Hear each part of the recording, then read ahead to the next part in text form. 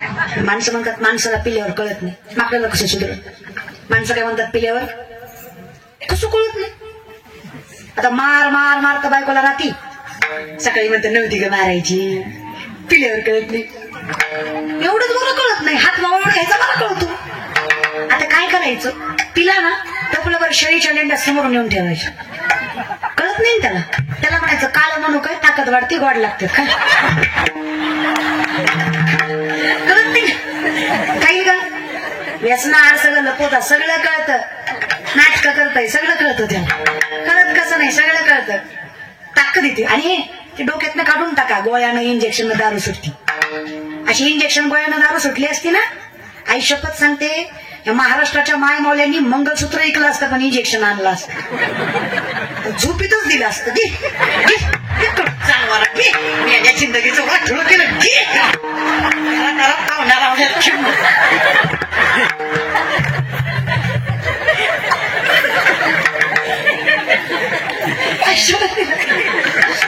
मला कीर्त झालं की म्हणतात ताई त्यांना सांगा हो ते लय पियतंय, सांगताच ऐकत नाही. संगत एकदा चुकीची लागली की माणूस कुणाचं ऐकत मन तयारच होत नाही. भगवंतांनी स्वतःच्या रथात बसवलंय कर्णाला आणि गंगेच्या किनारी नेऊन सांगितलं, अरे येड्या गाबाळ्याचा नाहीस तू, कान उघडून ऐक, सूर्याचा मुलगा, तुला आंधळ्याच्या पोराशी मैत्री शोभते का करणा? अर्जुना इतका अधिकार आहे तुझा आणि कशामुळे अशा अधर्माच्या संगतीला लागलायस? कर्णानं सांगावं, काय सांगावं कृष्ण तुम्हाला, सगळं ऐकलं मी तरी पण मला वाटतं संगत सोडून आहे दुर्योधनाची, फार मोठ्या मनाचा दिलदार मित्र आहे माझा. अहो चाललो कधी रस्त्यानं आम्ही तर तो पालखीत बसवतो मला आणि स्वतः माझ्या पुढे चालत चालतो, एवढं मोठं मंजाचं कसं काय त्याची संगत सोडावी? तेव्हा सांगावं, अरे आंधळ्यासोबत राहून तू आंधळा झालास, तुला पालखीत बसवलं जातं कारण तुझं अस्तित्व जगाला दिसू नये, तो चालतो पुढे कारण समाजाच्या नजरेस तो यावा, कारण तो जर तुझ्यासोबत चालला तर अख्खा समाज तुला राजा समजणार आहे, त्याला नाही हे माहित आहे त्याला, पण कपटी मनाने तुला कौतुकाच्या पालखीत बसवलं जातं आणि स्वतःचं अस्तित्व मोठं करतो तो दुर्योधन आहे. एवढं सांगूनही कर्णानं देवाचं ऐकलं. आता तुम्ही माझं कान देऊन ऐका, संगत याला म्हणायची जी देवाचं सुद्धा ऐकू देत, आपल्यासारख्याचं काय ऐकू देणार? हा, एवढं अधिकारी व्यक्तिमत्व देवाचं ऐकत. संगत रे, विश्वातले 2 नंबरचे विद्वान आहेत द्रोणाचार्य, 1 नंबरचं विद्वान दशरथ राजा, 2 नंबर विठ्ठलाच्या मालकांना ज्यांना गुरु मानावं, त्यांच्या चरणाला हात लावून रथात बसवा एवढा अधिकार ज्या द्रोणाचार्याचा. त्यांचा मुलगा संगतीनं वाया गेला, त्यांच्या मुलाचं नाव अश्वत्थामा. संगत दुःशासनाची, जयद्रथाची, इल्मिकाची, शकुनीची, दुर्योधनाची असल्याच्या संगतीनं विश्वाचा मालकाचा गुरुचा असणारा पोरगा अधर्मानं जगतो, वाईट कर्मात साथ देतो. म्हणून म्हणले देवा हे नगच पाप पुण्य उग मिठी पडली, खरं खोटं नकोच, तू माझा मी तुझा, ह्याच्या पलीकडे काही भानगड नकोच बाबा, दृष्टी न फिरे, चुकीच्या ठिकाणी नकोच मन जायला. तुझ्या ठिकाणी आलं, माकडाला दारू पाजली, कुणाला पाजली? दारू पाजल्यावर इचू चावला, कुणाला? इचू चावल्यावर भूक लागलं, माकड किती पडलं? मरकटो सुरापानम वृश्चिक दंशनम तन्मध्ये भूत संचारो भविष्यात एवढं चंचल माकड होईल ह्याच्यापेक्षा 100 पटीला चंचल मन आहे. पण देवा जसं तुला पाहिलं, माझे चित्त तुझे पाया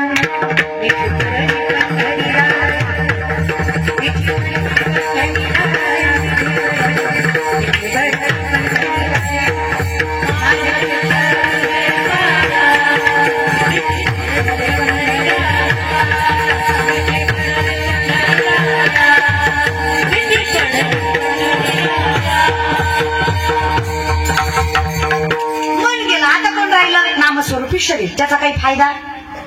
कारण मन जिकडे गेलं तिकडे नाही, जरी गेलं तरी ते कुठे? आता तुम्ही इथं बसलाय, मन इथं नाही, काय फायदा आहे का शरीराचा? निम्या बायका तर घरात असत्या, संपत आले,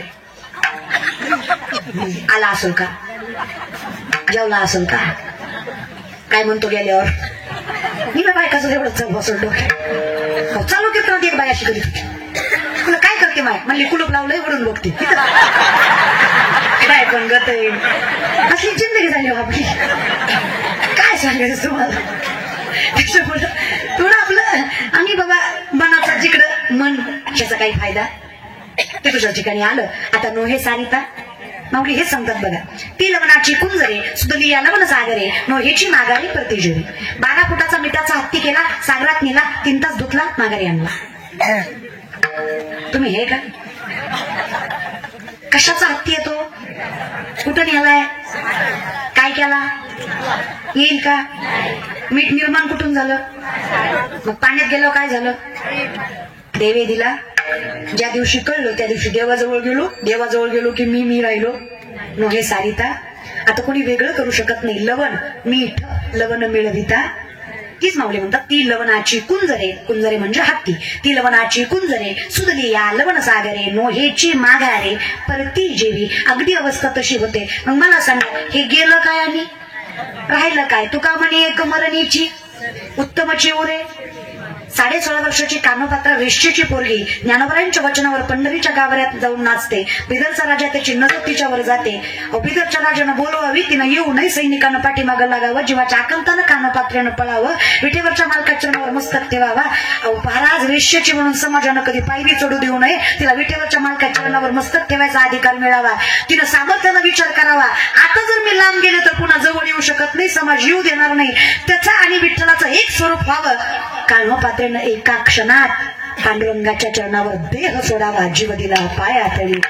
देवानं तरी काय कमी केलं? अनंत ब्राह्मणाच्या स्वप्नात येऊन सांगितलं माझ्या लेकीनं देह सोडलाय माझ्या चरणावर, आज्ञा आहे माझी, तिची समाधी माझ्या गाभाऱ्यातच पाहिजे. आज पंढरीच्या गाभाऱ्यात कानोपात्रीची समाधी आहे. विचार करा ना, ज्या लोकांनी जिला स्वीकारलं नाही, आज विठेवरचा मालक तिची गाभाऱ्यात समाधी बांधतो. आजही कधी पंढरपूरला गेलात, लाईनीनं दर्शन घेतलं, तुम्हाला एक झाडाची फांदी आडवी लागते. ती फांदी कानोपात्र्या समाधीवरचा वृक्ष आहे, त्याला मस्तक लावल्याशिवाय जाता येत नाही. नामदेवराय म्हणले देवा तुझ्या दर्शनाला आलो, हिला का मस्तक लावायचं? कोण छाटछूट पोरगी, तुझ्या आधी हिचं का दर्शन घ्यायचं? भगवंतांना सांगावं नामा माझ्या चरणावर देह सोडला म्हणून मस्तक लावायचं नाही, देह सोडला पण ज्ञानोबरायांचं वचन मोडलं नाही म्हणून मस्तक लावायचं. काय अधिकार असतो दादा? जर विठेवरच्या मालकाच्या गाभाऱ्यात वेश्येच्या मुलीला समाधी मिळत असेल तर मी काय म्हणते, संसारिक आहे आपण, काय हरकत आहे? जीव दिला.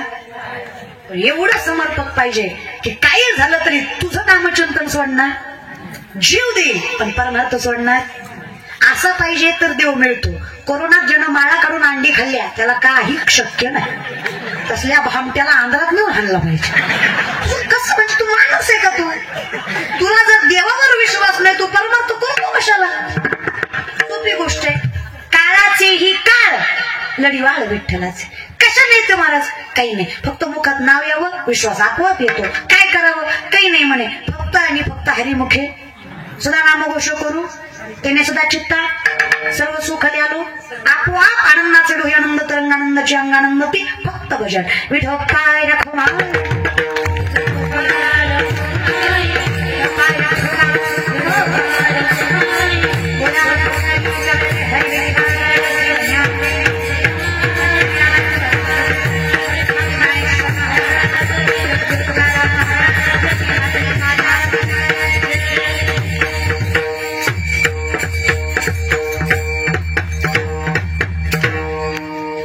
अगदी सामर्थ्याने जीव घाण टाकू पण तुझं नामचिंतन सोडणार नाही, एवढी ताकद ज्यांच्या परमार्थात आहे, अवस्था त्यांची आहे नो हे सारिता.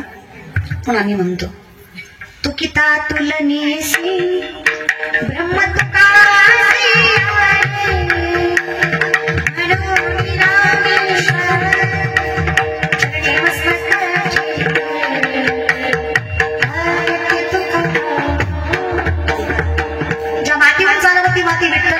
ज्या दगडाला हात लावावा तो दगड पांडुरंग होतो, ज्या माणसाकडे बघावा तो माणूस विठ्ठलमय होतो. तुकोबाराय कीर्तन करायला लागले, मृत झालेला मुलगा उभा टाकून नामस्मरण करतो. एवढी ताकद ज्यांच्या शब्दात आहे, तो पांडुरंगाचा अवतार समजून आम्ही त्यांच्या गाथ्यांच्या वचनावर चालतो.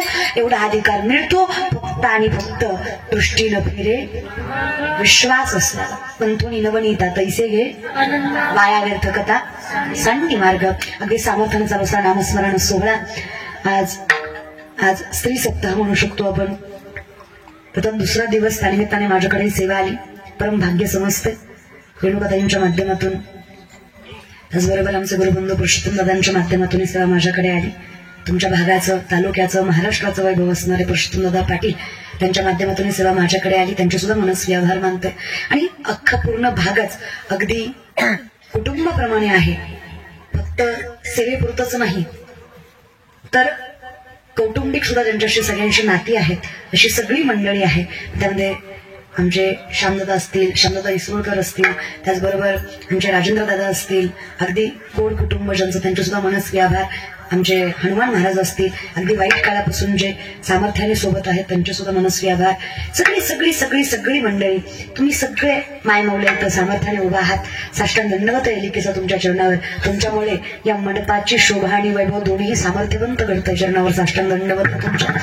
अगदी सामर्थ्याने तुम्ही तो उभा आहात. एवढी ताकद माऊलींनी तुमच्या पदरात टाकावी, एवढं सामर्थ्य तुम्हाला घडवावं. विनेकरी आई असतील, सगळ्या मायमौल्या असतील, सोपतार दादा असतील, मनस्वी आभार. गोड सुंदर सृष्टीमध्ये दादा असतील, त्यांचे मनस्वी आभार.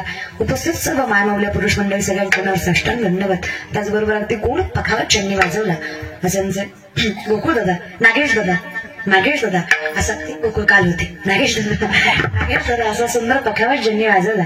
अगदी गोड शिवनेरीत असणारा मृदंग तांडवासारखी वाजवायची ताकद ज्यांच्या बोटांमध्ये आहे असे नागेश दादा, त्यांना साष्टांग धन्यवाद या बहिणीचा तुम्हाला.